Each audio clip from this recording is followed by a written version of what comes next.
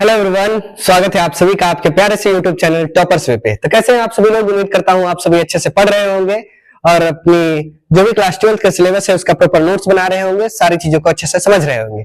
तो जैसा कि आप सभी को पता है कि आप सभी का जितना भी सब्जेक्ट है सबका क्लासेस रेगुलर तरह से चल रही है और बायोलॉजी की हम लोग अब तक 4 क्लास देख चुके हैं, मतलब 4 क्लास चल चुका है। आज हमारा 5वां क्लास है और बायोलॉजी में हम लोग बेसिक्स ऑफ बायोलॉजी पढ़ रहे हैं, बेसिक कंसेप्ट अपना मजबूत कर रहे हैं। क्योंकि यदि सिलेबस समझना है तो पहले कंसेप्ट को, अपने बायोलॉजी के जो फंडामेंटल चीजें हैं उन सभी को समझना जरूरी है। तो पिछले क्लास में आप लोगों ने कोशिका के बारे में तो जान लिया था, ठीक है, कि कोशिका क्या है, सेल थ्योरी किसने दिया था, खोज किसने किया, जीवित कोशिका किसने खोजा, मृत कोशिका किसने खोजा, ठीक है, सारी चीजें आप लोग जान लिए थे। कोशिका के अंदर कौन कौन सी चीजें पाई जाती है वो भी आप लोगों ने पिछले क्लास में जान लिया था, ठीक है। जैसा कि आप लोग यहाँ पे देख रहे हैं, ये एक जो संरचना आप देख रहे हैं क्या है, एक कोशिका का है। ये कौन सी कोशिका है? तो कोशिकाएं मुख्य रूप से देखिए 2 प्रकार की होती है, एक होती है प्रोकैरियोटिक कोशिका और एक होती है यूकैरियोटिक कोशिका। पिछले क्लास में आपको बताया था मैं, आज इसमें क्या अंतर है ये सभी चीजें हम लोग समझेंगे।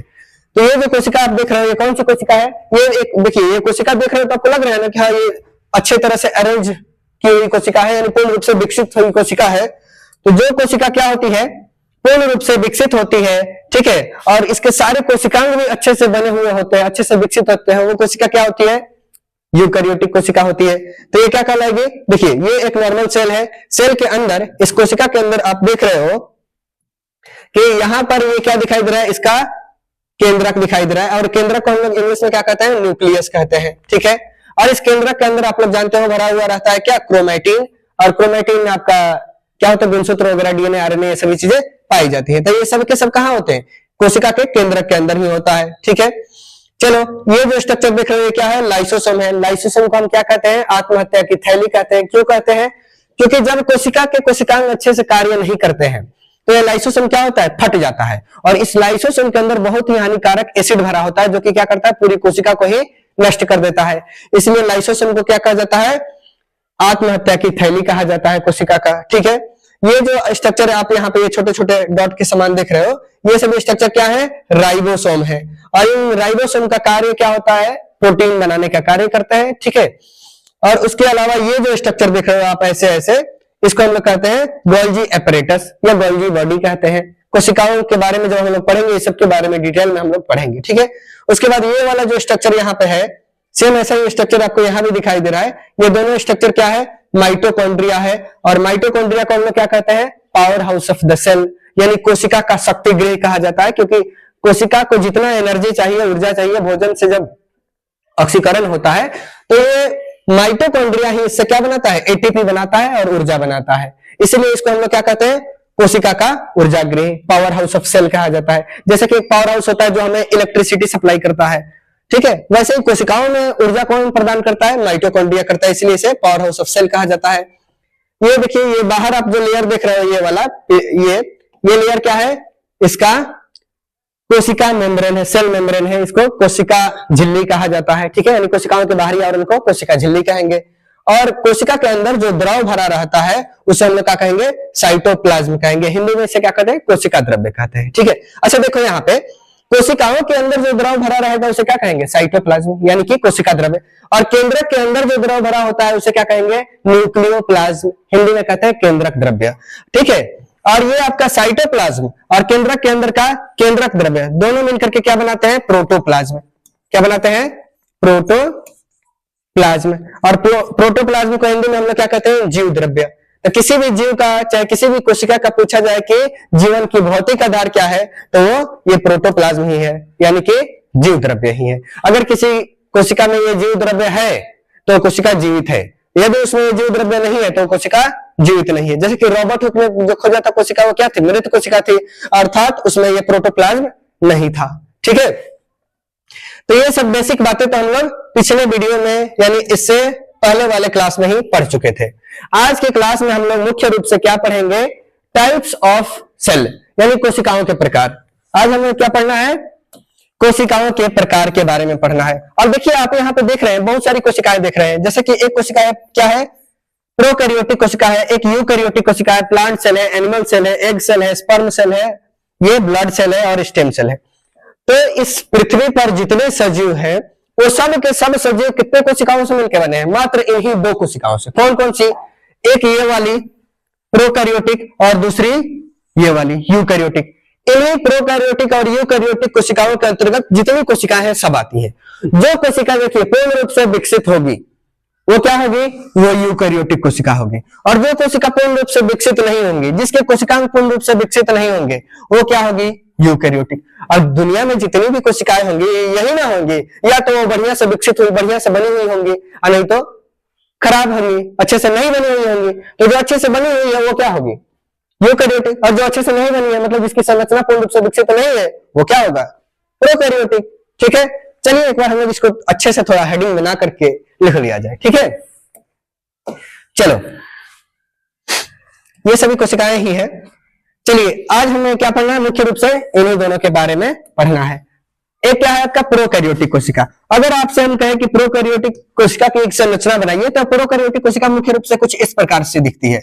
ये स्ट्रक्चर अगर हम बनाए, ये क्या है? एक प्रोकैरियोटिक कोशिका है। इसके शरीर के चारों ओर ऐसी छोटी छोटी संरचनाएं निकली होती है जिसे हम लोग सिलिया या पीली कहते हैं, PILI। ठीक है, ये क्या है? सिलिया है। ये जो व्हाइट व्हाइट का स्ट्रक्चर हम बना रहे हैं, ये क्या है? सिलिया है।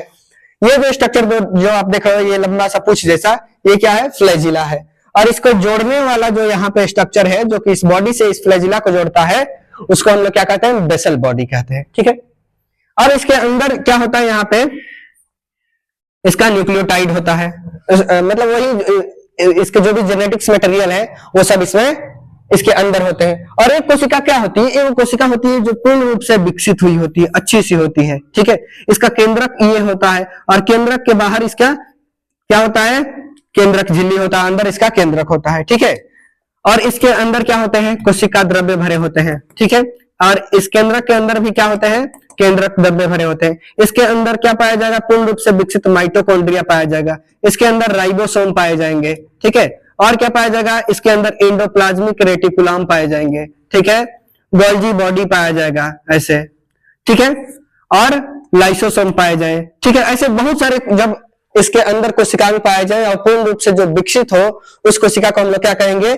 यूकैरियोटिक। ठीक है, सिंपल सी बात है। देखिए प्रोकैरियोटिक, प्रोकैरियोटिक में जो यहाँ पे प्रो शब्द दिखाई दे रहा है ना आपको, क्या दिखाई दे रहा है यहाँ पे? ये प्रो शब्द जो यहाँ पे है, प्रो का मतलब समझ लो पहले। ठीक है, और जो कोशिका पहले बनी हुई है, यानी जो शुरुआती अवस्था में बनी होगी, जो शुरुआती अवस्था में पहली बार कोशिका जो बनी थी वो क्या हो? पूर्ण रूप से विकसित होगी। आपको अगर कह दिया जाए कि आपको मान लो कोई एक सामान बनाना है, जैसे मान लो आपको कह दिया जाए कि आप एक साइकिल बनाइए, तो जब आप पहली बार बनाओगे तो क्या आप पूर्ण रूप से परफेक्ट साइकिल बना दोगे? नहीं ना। तो अगर आप कोई भी कार्य करो तो पूर्ण रूप से पहली बार में परफेक्ट नहीं होता है। वैसे ही प्रोकैरियोटिक कोशिका क्या है? जो सबसे पहली कोशिकाएं बनी थी, तो जो सबसे पहली कोशिका बनी थी वो पूर्ण रूप से परफेक्ट नहीं थी, पूर्ण रूप से विकसित नहीं थी। और जो पूर्ण रूप से विकसित ना हो वो क्या है? प्रोकैरियोटिक। और इससे विकसित होकर के क्या बना है? यूकैरियोटिक। तो जो पूर्ण रूप से विकसित हो उसे क्या कहेंगे? यूकैरियोटिक। चलो इसके बारे में थोड़ा सा और जानकारी हम लोग लिया जाए, इसके बारे में लिखा जाए। ठीक है, देखो ये क्या है? आपकी प्रोकैरियोटिक कोशिका है, यानी ये एक बैक्टीरिया का चित्र है, और बैक्टीरिया आप लोग जानते हो प्रोकैरियोटिक कोशिका है। यहाँ पर भी एक चित्र आप देख रहे हो, ये क्या है? एक विकसित कोशिका का चित्र है जो कि यूकैरियोटिक है। ठीक है, चलिए ये दोनों में अंतर हमें जानना है। देखिए अगर हम लोग बात करें कि प्रोकैरियोटिक कोशिकाओं की विशेषता क्या है, ठीक है, तो प्रोकैरियोटिक कोशिकाओं में क्या होता है? देखिए उसमें केंद्रक जो होता है, सच्चा केंद्रक मौजूद नहीं होता है। मतलब देखो अगर हम एक प्रोकैरियोटिक बनाए कोशिका, तो इसके अंदर क्या होगा? इसके आनुवांशिक पदार्थ तो इसमें रहेंगे, लेकिन इसके बाहर इसका केंद्रक झिल्ली नहीं पाई जाती है। तो केंद्रक क्या हुआ? जिसमें क्या केंद्रक के अंदर उसके आनुवांशिक पदार्थ हो, उसके बाहर केंद्रक झिल्ली पाई जाए, उसको हम लोग पूर्ण रूप से केंद्रक कहेंगे। लेकिन प्रोकैरियोटिक में आप देखते हो कि इसमें सिर्फ आनुवांशिक पदार्थ पाया जाता है, लेकिन इसका क्या होता है? इसका आपका केंद्रक द्रव्य नहीं पाया जाता है। सॉरी क्या कहते हैं इसको? केंद्रक झिल्ली नहीं पाया जाता है। तो अगर केंद्रक झिल्ली नहीं पाया जा रहा है, इसका मतलब वो केंद्रक क्या है? सच्चा, यानी कि ओरिजिनल केंद्रक नहीं है। तो इसकी पहली विशेषता हम लोग क्या लिखेंगे कि प्रोकैरियोटिक कोशिकाओं में सच्चा केंद्रक नहीं होता है, और इसमें जो केंद्रक होता है उसको हम लोग क्या कहते हैं? न्यूक्लियोइड कहते हैं। क्या कहते हैं? न्यूक्लियोइड। न्यूक्लियोइड क्या है कि प्रोकैरियोटिक के अंदर ये जो आपके जेनेटिक मटेरियल दिख रहा है, इसी को हम लोग क्या कहेंगे? न्यूक्लियोइड कहेंगे। ठीक है, दूसरी इसकी विशेषता क्या है कि इसमें झिल्लीबद्ध कोशिकांग अनुपस्थित होते हैं। मतलब प्रोकैरियोटिक के अंदर जितने भी कोशिकांग पाए जाएंगे ना, उस सब के बाहर झिल्ली उसका आवरण नहीं पाया जाता है। ठीक है, और एक और चीज आपको बताएं कि ये जो आपकी प्रोकैरियोटिक कोशिका है, इसके अंदर राइबोसोम तो पाया जाएगा, राइबोसोम पाया जाएगा, लेकिन वो राइबोसोम कैसा होगा? देखो राइबोसोम दो प्रकार के होते हैं, एक 70S राइबोसोम होता है, एक 80S। तो जो विकसित कोशिकाएं होती है उसमें 80S राइबोसोम होता है, और जो प्रोकैरियोटिक यानी अविकसित कोशिकाएं जो है उसमें क्या होता है? 70S राइबोसोम होता है। तो आपसे पूछा जाएगा कि प्रोकैरियोटिक कोशिकाओं में कौन सा राइबोसोम पाया जाता है? तो 70S राइबोसोम पाया जाता है। ठीक है, उसके अलावा जो आपकी प्रोकैरियोटिक कोशिका है, अभी आप लोगों ने इसका डायग्राम देखा और इधर एक यूकैरियोटिक का देखा। तो प्रोकैरियोटिक कोशिकाएं क्या थी? वो आकार में छोटी थी। यूकैरियोटिक क्या थी? आकार में बड़ी थी। तो एक और विशेषता हम लोग लिख सकते हैं कि प्रोकैरियोटिक कोशिकाएं क्या होती हैं? आकार में छोटी होती हैं, और इनका आकार कितना होता है? लगभग 1 से 10 नैनोमीटर के आसपास होता है। प्रोकैरियोटिक कोशिका का उदाहरण आपसे पूछा जाएगा, क्या बताओगे? बैक्टीरिया जो है क्या है? एक प्रकार की प्रोकैरियोटिक कोशिका है। ठीक है, चलो अब हम लोग जानते हैं थोड़ा सा किसके बारे में? यूकैरियोटिक कोशिकाओं की विशेषता के बारे में। ठीक है, और यूकैरियोटिक कोशिकाओं की विशेषता के बारे में यदि हम लोग बात करें तो यहां जाने कि इसमें सच्चा केंद्रक नहीं होता है, क्योंकि उसके बाहर झिल्ली नहीं है। लेकिन यूकैरियोटिक में क्या होता है? इसमें तो एक कोशिका है, इसके अंदर ये मान लो इसका केंद्रक है, तो इसके बाहर केंद्रक झिल्ली पाई जाती है, और केंद्रक झिल्ली पाई जा रही है, इसका मतलब क्या है कि यूकैरियोटिक कोशिका में सच्चा केंद्रक होता है। इसमें क्या होता है? ये झिल्ली से घिरा होता है, और इसका जो केंद्रक होता है उसको हम लोग क्या कहते हैं? उसको न्यूक्लियस कहते हैं। ठीक है, इसके अलावा यूकैरियोटिक कोशिकाओं में जितने भी इसके क्या होंगे? कोशिकांग होंगे ना, वो सब के सब कोशिकांग किससे घिरे हुए होते हैं? वो झिल्ली से घिरे होते हैं। ठीक है, जैसे कि अगर मान लो ये माइटोकॉन्ड्रिया है, तो माइटोकॉन्ड्रिया के बाहर भी क्या पाया जाता है? झिल्ली पाया जाता है। ठीक है, अर्थात यूकैरियोटिक कोशिकाओं के सभी कोशिकांगों के बाहर झिल्ली पाया जाएगा। ठीक, इसके अलावा अभी बताया आपको कि प्रोकैरियोटिक में कौन सा राइबोसोम होता है? छोटा वाला 70S प्रकार का राइबोसोम होता है, और यूकैरियोटिक में कौन सा राइबोसोम पाया जाता है? 80S प्रकार के राइबोसोम पाए जाते हैं। ठीक है, यूकैरियोटिक आकार में बड़े होते हैं। ठीक है, कितने बड़े होते हैं? तो आपके जो प्रोकैरियोटिक थे वो 1 से 10 नैनोमीटर के आसपास होता है, लेकिन जो यूकैरियोटिक कोशिकाएं होती है वो कितने होते हैं?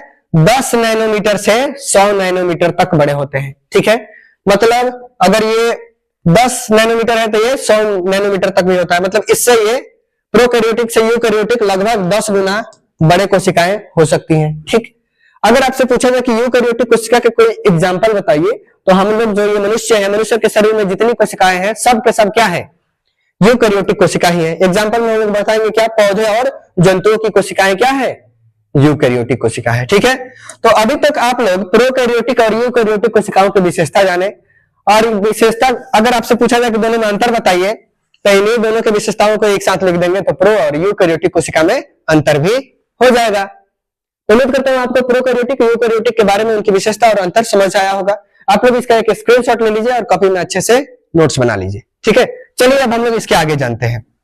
देखो कोशिकाओं को जब हम लोगों ने पहली बार बांटा तो ये क्या बांटा हम लोग? प्रोकैरियोटिक और यूकैरियोटिक में बांटे। और इसके बाद क्या होता है? कोशिकाओं को फिर हम लोगों ने क्या किया है? 2 भागों में बांटा है। कैसे 2 भागों में?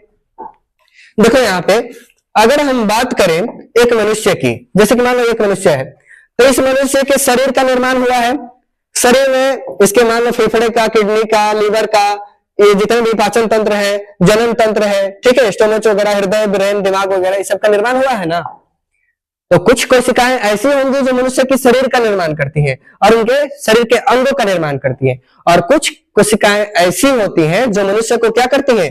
जनन करने में सहायता प्रदान करती हैं। ठीक है, तो जो कोशिकाएं क्या करें? मनुष्य के इस पूरे शरीर का निर्माण करे, मनुष्य के शरीर के सभी अंगों का निर्माण करे, उन कोशिकाओं को हम लोग क्या कहते हैं? उनको कहते हैं सोमैटिक सेल। हिंदी में उनको कहते हैं दैहिक कोशिका। और जो कोशिकाएं मनुष्य को जनन करने में सहायता प्रदान करती है, जैसे कि यहाँ पे देख रहे हो अंडाणु है, ये शुक्राणु है, स्पर्म है, तो ये सब क्या करते हैं? मनुष्य को जनन करने में सहायता करती है। और जो कोशिकाएं जनन करने में सहायता करेंगे उनको जनन कोशिकाएं कहेंगे, जर्म सेल कहेंगे। ठीक है, तो चलिए दोनों के बारे में भी हम लोग थोड़ा बहुत जानते हैं। कोशिकाओं को उनके कार्यों के आधार पर कितने भागों में हम लोगों ने बांटे? 2 भागों में। एक क्या है? सोमैटिक सेल, अर्थात हिंदी में क्या कहेंगे? दैहिक कोशिका। और दूसरी कोशिका का प्रकार क्या है? Germ cell. हिंदी क्या होता है? हिंदी इसका होता है जनन कोशिका। इसे मायोसाइट भी कहते हैं। ठीक है, अब दोनों में क्या अंतर है, दोनों का कार्य क्या है, विशेषता क्या है, चलिए थोड़ा बहुत जानते हैं। अगर हम लोग बात करें सोमैटिक सेल का अर्थात दैहिक कोशिका का, तो दैहिक कोशिका जो होता है इसका मुख्य कार्य क्या है कि मनुष्य का, जीव जंतुओं के शरीर तथा उसके शरीर के सभी अंगों का निर्माण करना। इसका प्रमुख कार्य क्या बताएंगे हम लोग कि सोमैटिक सेल अर्थात दैहिक कोशिका क्या करती है, शरीर की वृद्धि संरचना में मतलब सहायता करती है और इसके ये क्या करती है, शरीर के सभी अंगों में भी पाई जाती है, सभी अंगों में पाई जाती है अर्थात वही सभी अंगों को बनाती है। ठीक है भैया, चलो ये एक मनुष्य हम लोगों ने माना। ठीक है, इस मनुष्य का पूरा शरीर किससे बना हुआ है, सोमैटिक सेल से। इसके शरीर के सभी अंग, आंख, कान, नाक, किडनी, फेफड़ा, लिवर सब किससे बना हुआ है, सोमैटिक सेल से। ठीक है, लेकिन अगर हम बात करें कि यहाँ पे एक पेड़ है, तो क्या इस पेड़ का भी पूरा शरीर सोमैटिक सेल से बना होगा, तो सोमैटिक सेल से ही बना होता है, लेकिन बस जो पेड़ पौधों में जो मतलब शरीर को बनाने वाली कोशिकाएं होती है ना, उसका नाम ही चेंज कर दिया जाता है, उसको हम लोग क्या कहते हैं, वेजिटेटिव सेल। ठीक है, इसका हिंदी क्या होगा, कायिक कोशिका। अर्थात जब भी हम लोग क्या करेंगे, किसी भी जीव जंतु का, किसी भी जानवर का, जैसे गाय, भैंस, बिल्ली, मनुष्य, बंदर, इस सब के देह का, शरीर के निर्माण के बारे में पढ़े तो क्या बताएंगे कि उसका शरीर किससे बना हुआ है, सोमैटिक सेल से।